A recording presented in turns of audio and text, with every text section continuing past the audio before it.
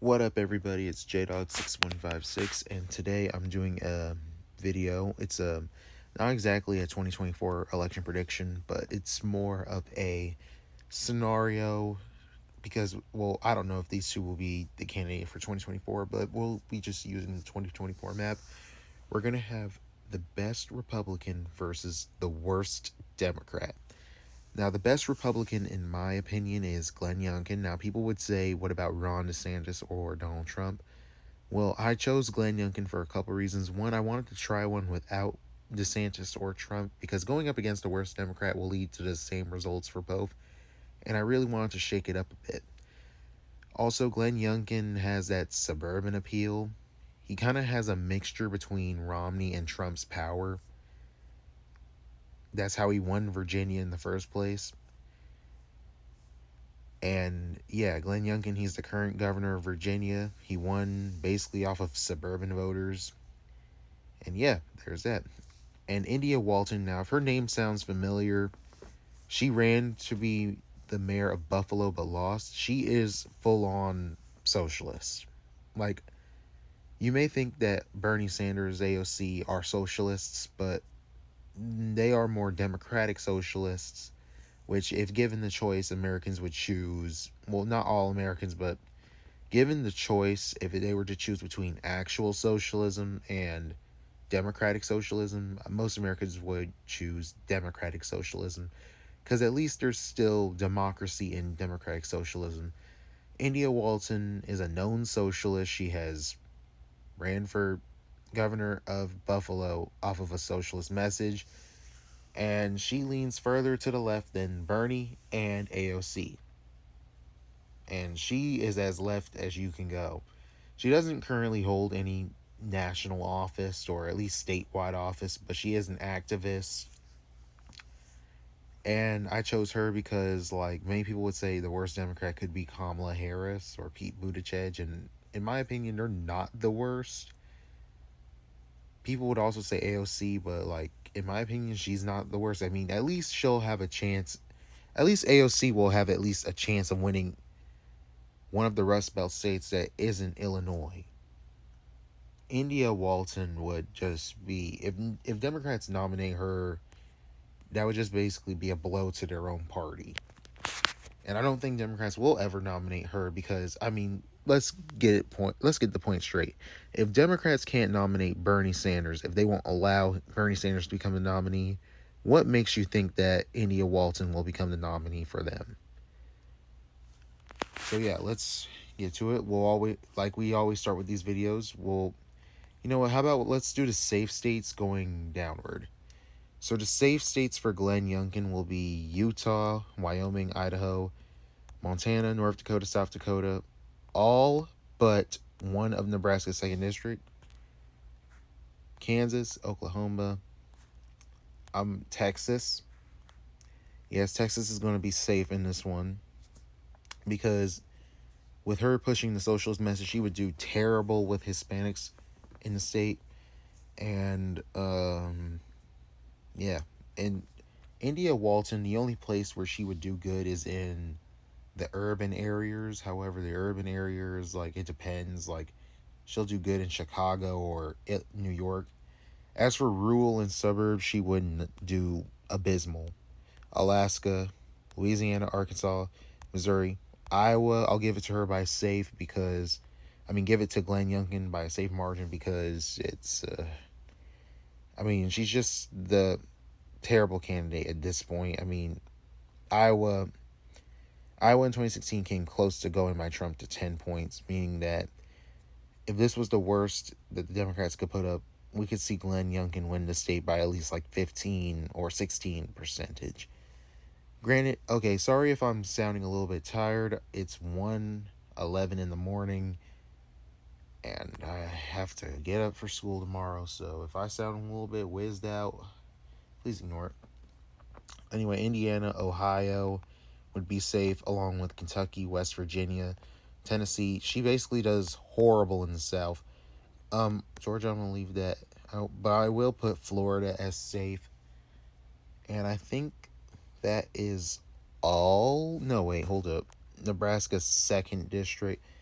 And you can see all these safe states gets Glenn Youngkin up to 291. Now let's get the safe states in for India Walton. India Walton would keep Hawaii safe. Hawaii likes more progressive and democratic socialist type candidates. They just like progressives. They like democratic socialists. Well, they like progressives more than democratic socialists, but you know what I mean. California would remain blue. I mean, India Walton would probably win it by like 18 points because she would do worse in like the suburban areas of the state, but she would still keep the state as safe. And as for the rest of the West, she basically doesn't do good there.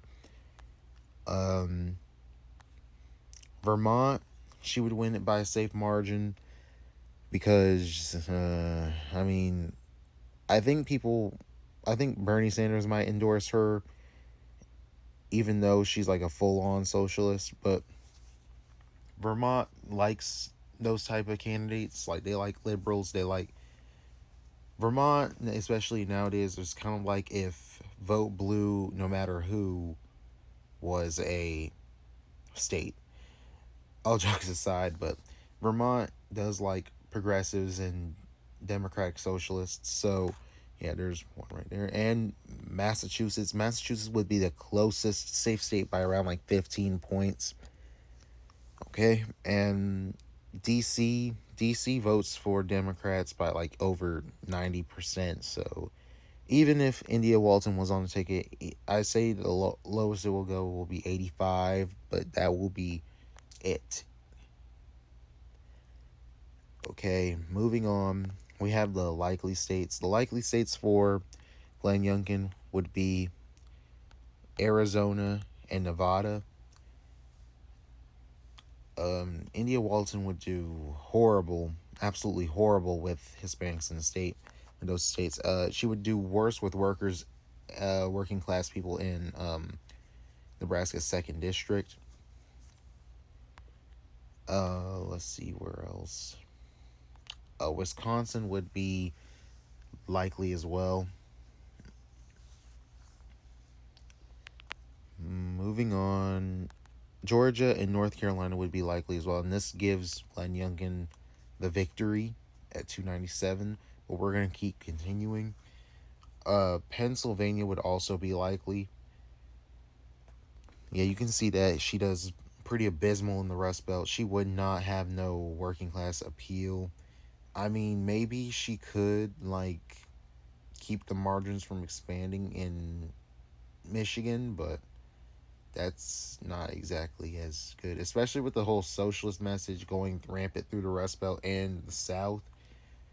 I doubt she would do good in either of those places. The only place I see her doing at least somewhat decent is in the Northeast, and that's in the New England area, where they're much more welcoming of progressives. But I think that's all of the likely states for her. No, I'm a nah. That's gonna be lean. But anyway, likely states for Walton. Hmm. Delaware would be likely, along with Maryland.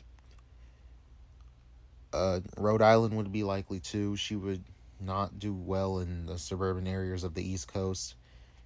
And even in some of the urban areas, she wouldn't do good either. New York would also be likely. Remember, New York voted for Biden by at least like 23. So that means if the margin of error would have just like shifted towards Trump's by like, I say about 10 points, then New York would have ended up likely. So, and I know she's from New York, but like home state doesn't really matter. If 2000 taught us anything, just because you're from the home state doesn't mean you're going to win it. Let's see where else. I think that's all the likely states for her. Moving on to lean states. New Mexico would be lean because again, she would do worse with Hispanics in those states. She wouldn't do well winning over many of these people in the state. She just wouldn't do it. Michigan would be lean. Minnesota would be lean. She does horrible with the workers. The only place I see her doing good in Minnesota is the Minneapolis area. New Hampshire would be lean by at least like 4 points. I forgot to characterize Maine's first district. It would be lean, and Maine's at large would be lean as well, Republican. And I think that's all of the lean ones. Well, here's the lean ones for India Walton. She would massively decrease margins in Illinois. Illinois would drop to at least like a 4 point win for her. Washington would be lean as well. Or Connecticut and New Jersey would be lean because they still have that ancestral Republican strength. And I feel like if Glenn Youngkin was on the ticket, especially against India Walton, he would win against her in those traditionally Republican areas. And as for Virginia, Virginia will go lean because that's Glenn Youngkin's home state. And the fact how I think that with India Walton being anti-establishment, oh hold up, let me fix that. With her being anti-establishment, she would not be favored well by the Nova region or Eastern Virginia. So those margins would decrease for her. And finally, we have Oregon and Colorado, which I'll give to India Walton by tilt margins. I feel like third parties would play a role in this election, causing these two to be vote split. I mean, Colorado was lean in 2016 because of vote splitting around third party. But this is basically the best Republican, in my opinion, versus the worst Democrat, in my opinion. As we analyze the map, Republicans basically dominate everywhere except for the Northeast and the Western Coast states. However, Democrats are basically defenseless in many of these areas.